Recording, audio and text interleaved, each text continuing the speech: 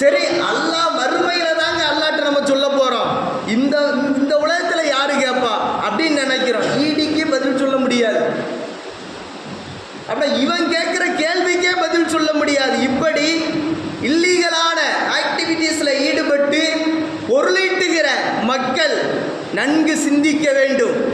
அல்லாஹ்விற்கு மறுமையில் பதில் சொல்ல என்னவிருக்கிறது என்பதை இம்மையில் நாம் தவறுதலான பரிவர்த்தனையின் மூலமாக சம்பாதித்து விட்ட இந்த சம்பாத்தியத்திற்கு ஈடிக்கு என்ன பதில் வைத்திருக்கிறோம் என்பதையும் யோசிக்கணும். இன்றைக்கு ஒயிட் காலர் கிரைம் அப்படின்னு, அது கிரைம்னு கூட சொல்லக்கூடாது, ஒயிட் காலர் ஜாப் அப்படின்னு அதுக்கு பேரு.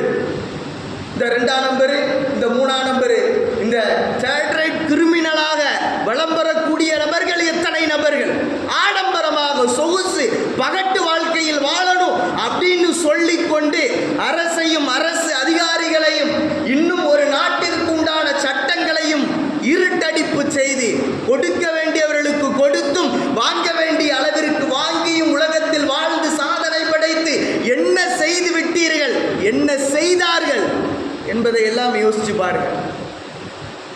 த பிக் புல் ஹர்ஷ மேத்தா அதனுடைய சம்பவம்லாம் உங்களுக்கு தெரியும்.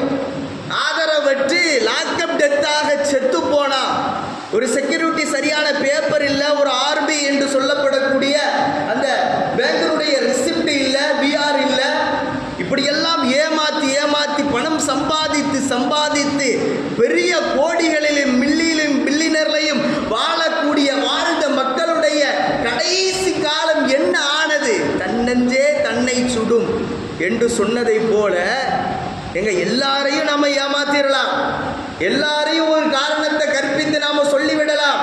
ஆனால் நம்முடைய நெஞ்சை நாம எப்படி ஏமாற்ற முடியும்? நம்மளையே நாம ஏமாற்ற முடியுமா? அது இயற்கை வகுத்தது. தன்னெஞ்சே தன்னை சுடும்.